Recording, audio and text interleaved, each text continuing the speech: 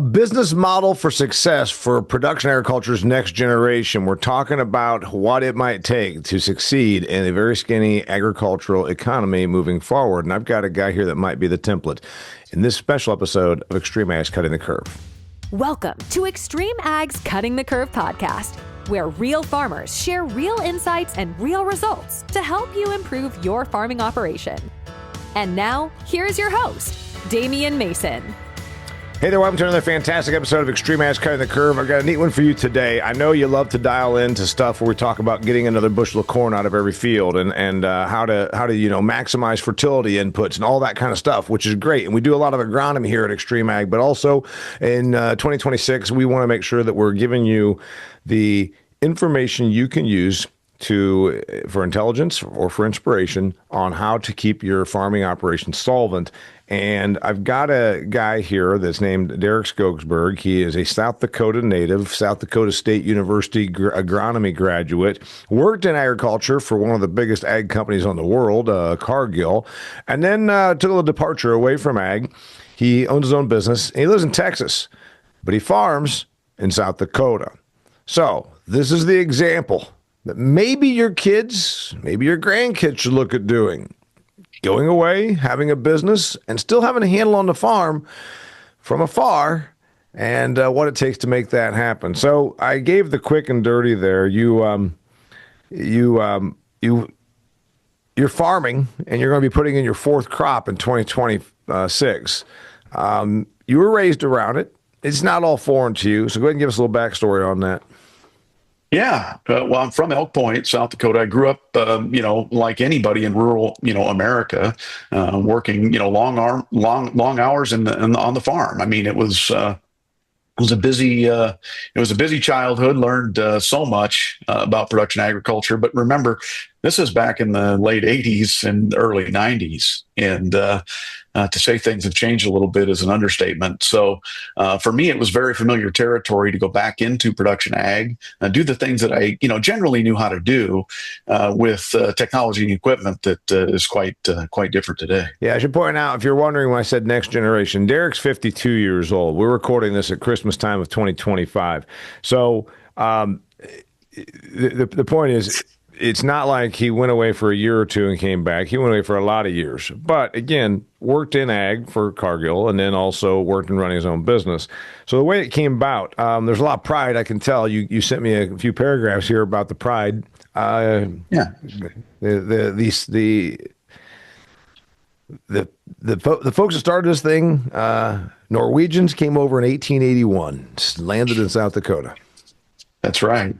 Yeah, my great-great-grandparents landed in 1881, set up our original farm on a half a section of land, and that's currently where our home farm is, today. It's land that, we always managed as a family, my cousins or my direct lineage, my mom's side of the family for ever since 145 years now. And so for me, it was seeing this, this farming operation growing up. It was just like second nature. It's just what we always did. Yeah. My grandfather is actually the one that, last farmed our land. And that was, 35 years ago. Mm. And so the land has persisted inside the family somehow. Yeah. For the past 3.5 decades, and rented out and never got sold off, amazingly. Yeah. So let's take us through the chronology here just a little bit. So you're working in Cargill, then you go back and get a master's degree, then you go to Texas, you run your own business from the Dallas-Fort Worth Metroplex, roughly, and a few years ago. A decade or so ago, you get a call from your mother. So kind of take us through there. You run your business. Yeah. Obviously, you're doing okay. And this is 12 years ago? Yep. So mom called and said, hey, our home farm, the home quarter, half of which her brothers, my uncles, will own. When my grandfather passes away, they thought they might want to sell ultimately. And that concerned her because that's where she ultimately wanted to live. And so she was highly concerned about that, land selling off, fences going up, the home farm, the home quarter being essentially cut in half. And so she called and asked if my wife and I wouldn't consider, standing in the gap. She knew that we were, busy, business people and probably capable of doing something like that. And so we thought about it, and I called her back the next day and said, sure, let's figure that out. We're happy to make that purchase and make sure that the home, quarter at least stays intact for the next generation.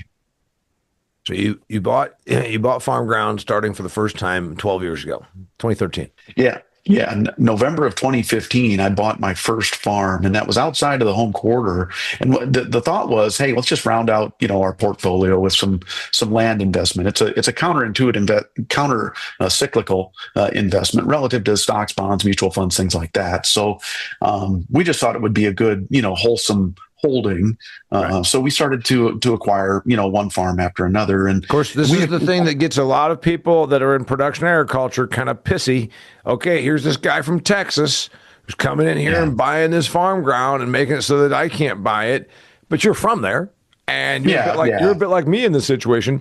I bought farmland back where I was raised in Huntington, Indiana, not as much as you have, and I rent it out and I oversee it, et cetera, and I've done some managerial changes to it. Sure. This does get some people a little bit uptight. It does. Yeah, and there was some of that. The scuttlebutt in the coffee shop did occur a little bit, but everybody knew me.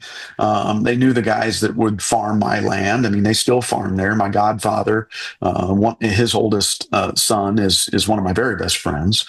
They farmed our land, so I mean, they saw the same tractors out there and the same guys out there spring and fall, and so there was a sense of familiarity to it. So it wasn't quite as maybe bad as it might be for somebody that's not from the area to swoop in. Complete outsider. I used to make the joke when I would go to farm auctions that if I go to a farm auction where people don't know me, I'm going to get a name badge that says investor from Chicago. Yeah. Because anytime I've gone to a farm ground sale and people don't know who I am, and I have people come they start whispering, "Who's that guy over there? Who's that guy over there?" I heard that's an investor from Chicago. Yeah. Anybody that's not known at the Indiana farm auction is an investor from Chicago, even though it's not necessarily true. But yes. Yeah. Right. Yeah. Right. An investor from Chicago. An investor from Chicago bought that ground. Yeah. So you bought stuff just more of a standpoint of, and people approached you and said, "Hey, I'm going to appeal." Like it was a relative, I think, that said, "I'm going to unload some stuff," and you said, "Sure." So it wasn't like you were going around trying to scoop up stuff and beat out the neighbors. You were getting approached by people, "Hey, would you buy this farm ground?"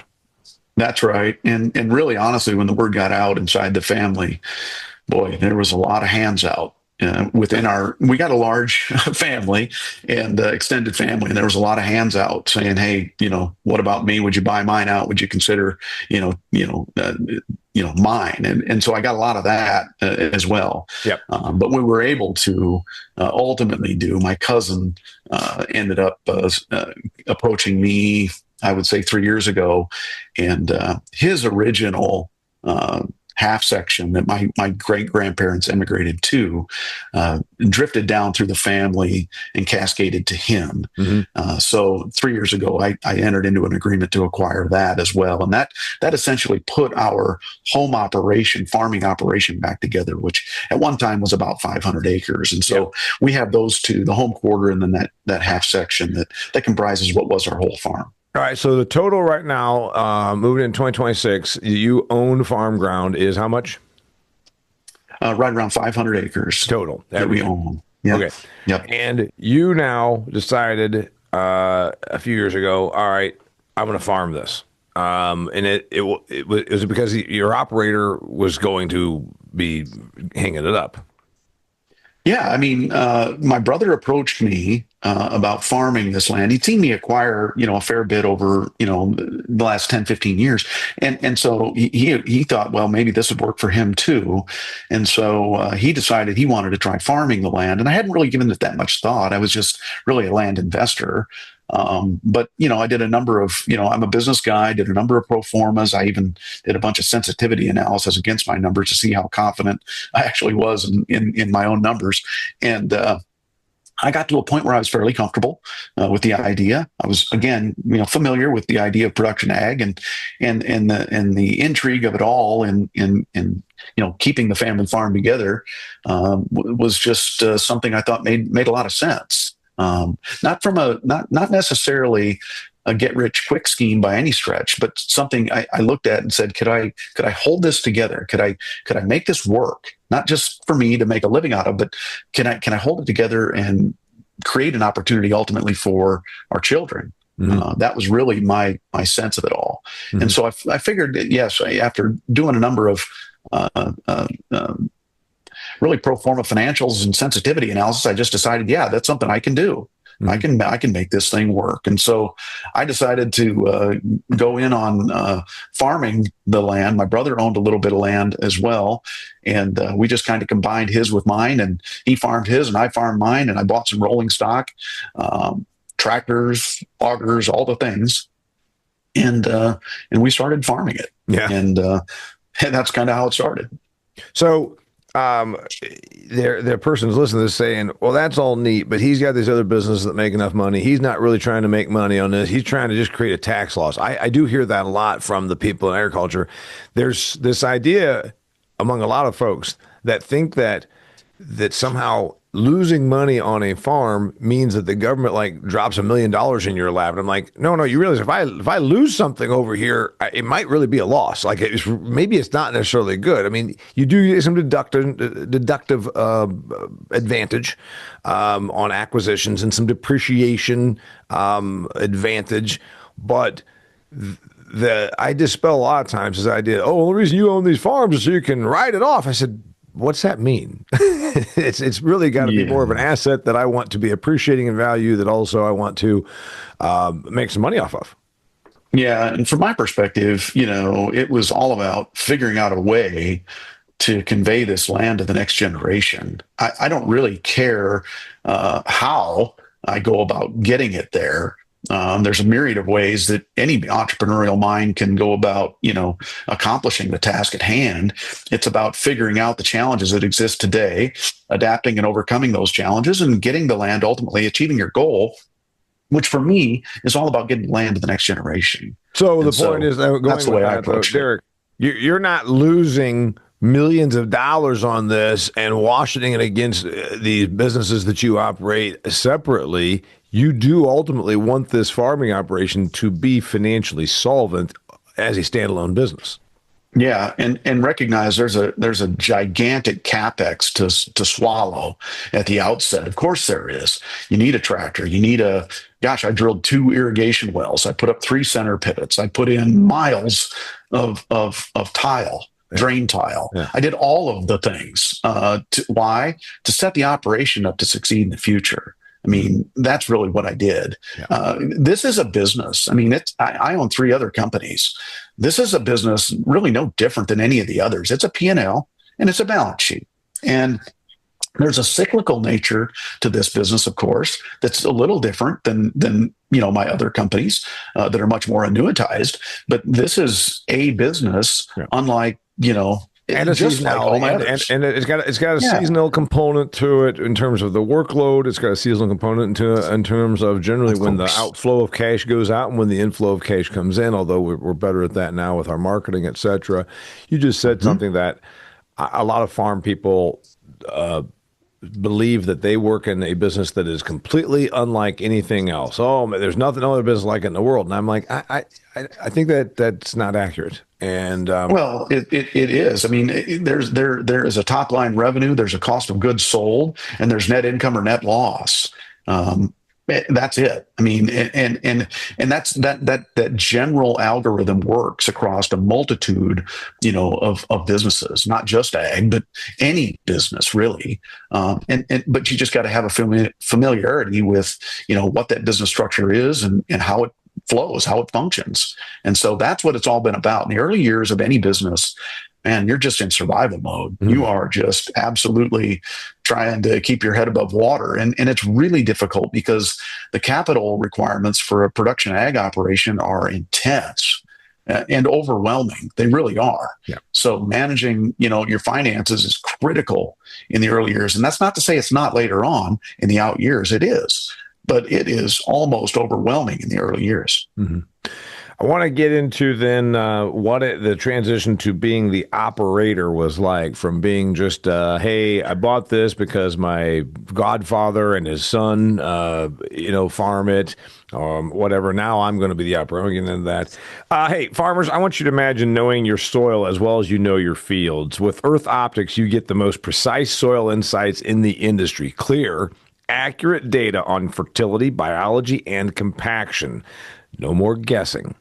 Just the information you need to make smarter decisions, optimize your input costs, and boost yields. Earth Optics puts the full picture of your soil right in your hands so you can farm confidently and profitably. Unlock healthier soils, stronger harvests, and a better bottom line. Go to earthoptics.com. That's www.earthoptics, as in the place where you're standing right now, the planet Earth. Optics, as in your eyeballs.com, earthoptics.com. Go check it out. All right, so you kind of started, you could have rented it. There's somebody down the road would say, hey, we're going to pick up 500 acres right here.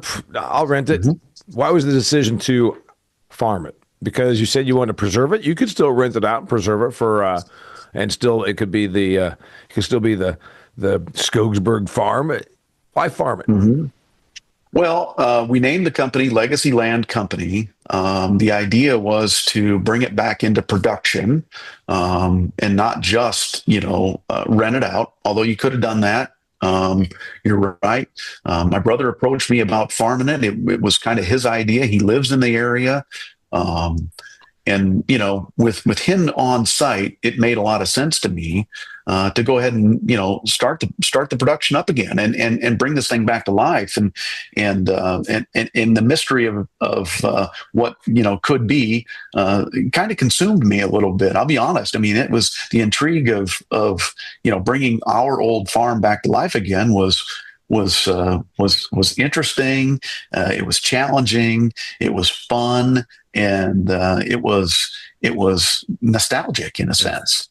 And so, yeah, we worked together to bring this thing, really out of the ground in a hurry. We did a lot of work. I kind of chuckle thinking back about it now. We didn't even have gravel in the yard. We had to haul that in side dump loads, and so we weren't stuck in the mud with our trucks when we were dumping grain in the fall. So I mean, we literally started with a clean slate, and we did a bunch of work early on. But that's something my brother wanted to do, and I thought, well, as long as he was there on site, managing this day in and day out, no problem. It would definitely work. But as things often go, and many families have been down this road, I guess, before me. But it ultimately didn't work out for him. The family finances and the farming finances didn't mesh, and it made it hard for him to make a living out of the operation. And so he decided to step away, and that's what left me as the sole operator of the operation. So, by the way, did that end amicably, or did that end in a volatile manner? Yes, both. Initially amicably, and then ultimately volatilely.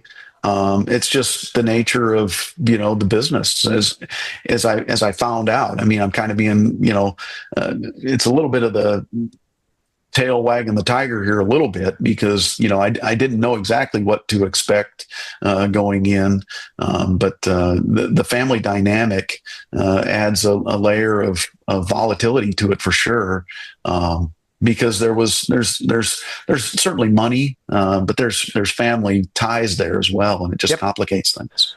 I've lived it. I've as many have. I've lived it. Okay, yeah, sure. What about then on the business thing? Then you're going to run this, and you obviously have a pile of investment improvements, like you said, drainage, irrigation, gravel, facilities, improvements. And yeah, you get the benefit. You can deduct that on a depreciation schedule, et cetera, but you're still talking about a boatload of money going out the door very promptly. And now you're also got the stress of I'm going to farm this ground.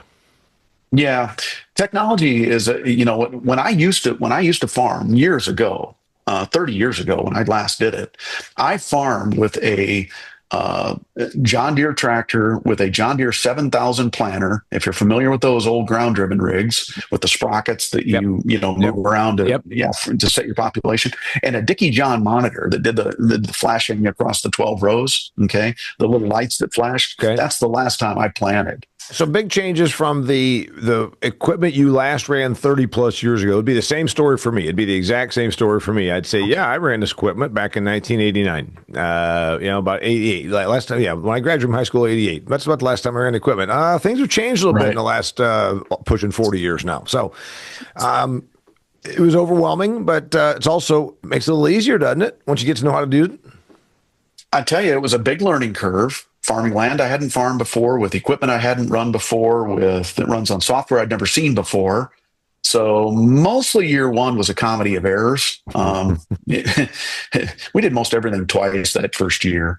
But as I became more and more familiar with the technology, I'll tell you, Damien, I don't want to say it's easy, but it's pretty simple now. I mean, John Deere Operations Center was, for me, my first bit of technology that I absorbed as I came back into agriculture. And I don't even know what all that thing can do, but I do know that it will enable me to set up my field prescriptions, what you're planting, what you're spraying, when you're doing all of this. It records everything all the way ultimately to the combine. Mm-hmm. Right. And that to me has been a real savior inside of all of this, because we do have a hired man full time now at the farm. And if he's there and work needs to be done, regardless of where I'm at in any of my other companies, I can shoot prescriptions to the machine and I can pull it up on my phone and watch him actually do the work. Is 500 acres of operation enough to justify a full-time hired hand? On the one hand, you'd say no. And on the other, you'd say, well, when you are 5 states away, did I count those right? Hang on a second. Nebraska, Kansas, Oklahoma, technically 4 states away. All right, right? Right. We've got 500 that my wife and I own. We also have another just about 500 acres that's within the family that I haven't yet acquired. Okay. So, but you're farming. You're farming 1,000 acres, half of which is acquired by you and your wife. Got it. So 1,000 acres. The remainder we're just purchasing as time goes on. Sure, and you're going to continue to buy that from the family. 1,000 acres of operation. That's still not big by broad acre, but then you've got improvements, and you've got those things you talked about, some irrigation. You've got the yard, you've got the facilities. There's a little bit of tinkering on stuff. So, how's that work out? Honestly, it's probably a couple of things. One, we don't have enough acres for it to really be, a big headache. It's something for one full-time guy. It's a full-time job for sure for him. But we've got a 16-row John Deere planter, center fill planter. We got a 45-foot field cultivator. When we decide to go, we can plant, 25, 30 acres an hour. Mm-hmm. The equipment itself, we got one of those 120-foot, John Deere sprayers. So, I mean, when it's time to go, we can get it all done in a hurry. Yeah, right. So those windows, when they show up, we can really jump on them. So let's talk about the operation then. So managing your guy, I imagine hiring the right person is pretty damn important because you're 4 states away. I'll tell you what, I have employees in 14 states. Across all of my businesses, with clients in all 50 states. And I can tell you this, it doesn't matter how much you pay an employee. You can pay them as much as you can ever afford. You can never purchase, I'll just say it, give a shit. You can't. They either care or they don't. And we've been blessed with one good employee there at the farm that is incredibly meticulous. I mean, spit shines the cabs and washes everything, and everything's greased and oil's changed and on time. And I mean, it's really unbelievable. And so it's a job for him where it's a dream come true. He always wanted to farm his entire life. And the fact that he's found himself, pretty much running the operation, is just an absolute godsend to him. So it's So It's finding the right guy for sure. He wants to farm. He wants to, and he has that again, that intangible. He cares. Yeah, he cares, and you can't buy that. People either have that or they don't, and they're bought into the vision and in the mission of the operation, or they're not. And he most certainly is. Do you give him a bonus based on targets, goals? Do you do that? Do you say, hey, you know what? I want you to care, or does he just care? Period. He just cares, period, which is rewarded with all of the things you describe. You know, we're a large organization outside of the farm, so we've got the ability to pay a comfortable salary with benefits and bonuses and all the things, and so there's a level of comfort that comes along with my other businesses that are along for the ride in this farming venture to some degree, but certainly salary, benefits, and bonuses are all built into his comp package. And that's something, by the way, I believe whether you're farming 1,000 acres or 10,000 or whatever that number should be, we a lot of times in agriculture talk about the labor issue and all this, and I know that margins are tight. I'm absolutely convinced that if you're talking about, and we got the gig economy, we got all these different things going on, but if you want to be competitive, I think this idea that we can only pay what we can get the cheapest employees from somewhere in a third world country to come here, I think that's technology, et cetera, is going to make it so we need a different type of employee for many of these skills, and salary, benefits, all those kinds of things. You're going to start looking like an actual company job. Yeah, it really is. It's a business. I mean, it just is. I mean, from beginning to end, it is absolutely a business, and it needs to be treated that way. And that goes right to the employees. So, Derek, you got a pretty good situation now because you've made your mistakes in your first year. This is year number 4 coming in 2026. What's it gonna look like? Tell me what 2024 looks like. I'm sorry, 2026 looks like year number 4. Well, it's a little bit more of the same in some degree. We're trying to strip till this next year. I don't really know why I tried that. I did it probably because my neighbors did and have been doing it. So we're trying some of that this year. So that's a little different for us. I've noticed that our need for the quantity of tonnage of fertility went way down in a strip till environment. So I'm interested to see how that shakes out for us. But otherwise, it's going to be pretty much wash, rinse, repeat for us. I mean, we're going to go out and do all the things that we normally did, and then Mother Nature will dictate to us what we do, after the corn's in the ground. And the stuff you've gleaned from XtremeAg to help you farm better, which is one of my big things. A little bit of strip till, maybe cutting back on some applied fertility. What kind of stuff are you gleaning that you think is making you your learning curve continue to ramp up? Man, it seems like it's endless. I mean, it's one of the beauties of agriculture is you're just constantly learning. There's never a right way and a wrong way, because you throw in Mother Nature and the big X factor and you learn something new, every year. Last year, for instance, we got inundated with southern rust in southeast South Dakota, of all places. Right. We've never had that. Right. The hired man calls us, we got this, stuff on the leaves, and send me pictures. I'm like, I don't know what that is. And I'm 1,000 miles away or more. And so we didn't do anything about it. We didn't treat for it. By the time he saw it, it was probably too late anyway. Yeah. But we've integrated fungicides into our operation now. We're just going to line item that expense, and we're just going to do that work because it was dramatic. I think our farm average yield in an area where we can pretty consistently raise 220, 230 bushel corn. Yeah.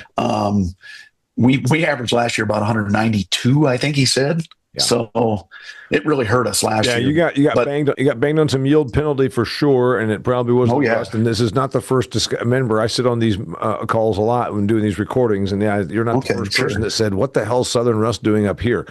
Yes. Corn and soy. Corn and soybeans, half and half, give or take. Yeah. Okay. I want to get your key tips to someone that if they're saying, you know what, I'm 65, my kid is 40. went away and is running a business. Maybe this is the model for us and he or she to come into the operation. I want to get your key tips or recommendations. Before I do that, Derek was just talking to you about learning and how farming is constantly learning. I want to remind you, if you're listening to this, it's probably not too late to join us at XtremeAg. I'm saying join XtremeAg at a couple of things this year. January 25th and 26th, we have our Data Conference in Davenport, Iowa. If you are an XtremeAg member, you can come for free. Your hotel's free, drinks and eats are free. I'll be there. Kelly and the guys are going to be there. We're going to be sharing all kinds of data, what worked, what didn't work. You can talk to our business partners about everything you need to learn. So just like Derek has called up Kelly on a number of occasions and gotten some information from him, you can do that. If you're an XtremeAg member, you can come to this data conference for free and get that kind of touch. And also you can come to Commodity Classic. That's the end of February in San Antonio. If you're an XtremeAg member, you come to that for free as well due to a business relationship we have with Nature's for XtremeAg members. So it's only $750 a year to join, but we do want to see you at one or both of those events, Commodity Classic and or the data conference. Derek, to make this work, someone is listening to this and saying, you know what, my daughter, I can't bring her into the operation now because it's not big enough, but she's a business-minded person. Maybe she goes away and starts their business and then comes back and does exactly what Derek is doing. What are your tips? What are your lessons? What things you learned the hard way? How do you make this? Give me a few things here that you say, here's how you make this work. Well, to go fast, you got to go slow.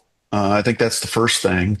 It's easy to be, consumed by this business. If it does nothing else, it does a fantastic job at marketing products and services, which, from the outside, me coming back into the business, I just wanted to buy everything. It all looked good. Give me one of everything. And from equipment to ag inputs, there's no shortage of things you can buy.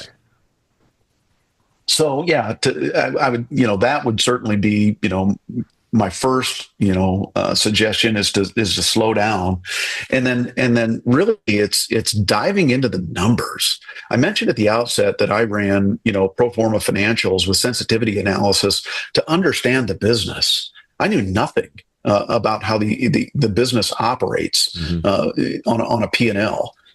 So it took me a long time to just get comfortable with a set of numbers that I think were close to right. And that's a lot of assumptions inside of all of that. And I found out that, I wasn't real close in a lot of situations with my initial assumptions. So I would really spend some time on numbers.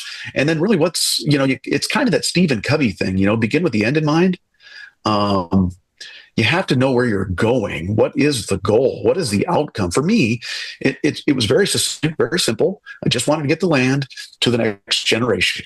Mm-hmm. That's what I wanted. And if I could integrate an operation inside of that as well, great. That's just going to create more opportunity for the kids one day if they would ever choose to operate the business. Mm-hmm. But I wanted to set it up as a business with employees, with benefits, with payroll. Gosh, every 2 weeks payroll hits. You got to plan for that. Mm-hmm.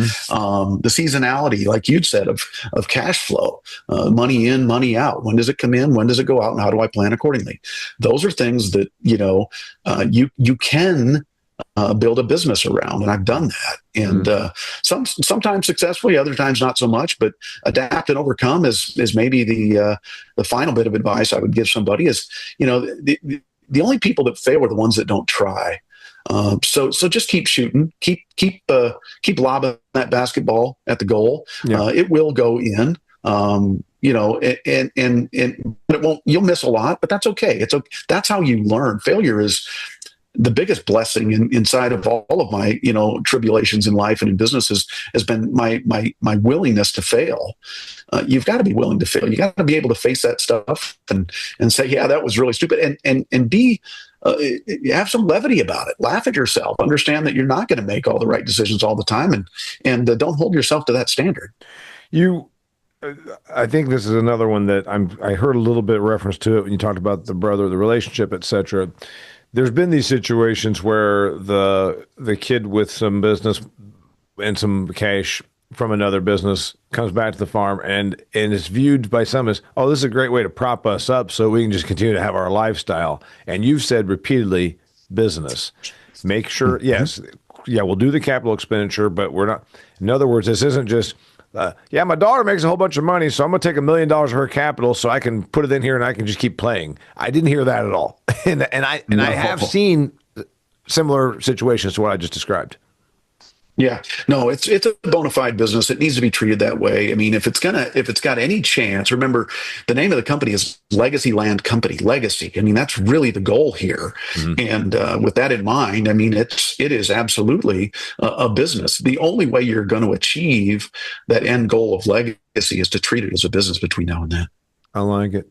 His name is Derek Skogsberg. Thanks for tuning in here. This might be a business model that you could put in motion for your next generation, especially when we know that ag continues to change. You heard that from our guest, Derek, and you know that right now because you're dealing with it. If this was helpful to you, please share it with somebody, audio or video. Speaking of video, we're getting a tremendous amount of traction over on YouTube. Go to YouTube, type in XtremeAg, hit subscribe. It doesn't cost anything.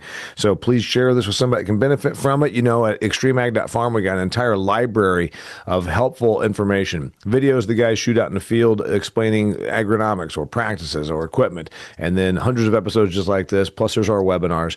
And again, see us in January and or February at the events I mentioned previously. His name is Derek Skogsberg.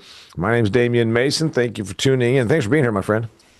Yeah, glad to do it. Until next time, it's XtremeAg Cutting the Curve. That's a wrap for this episode of Cutting the Curve. Make sure to check out XtremeAg.farm for more great content to help you squeeze more profit out of your farming operation.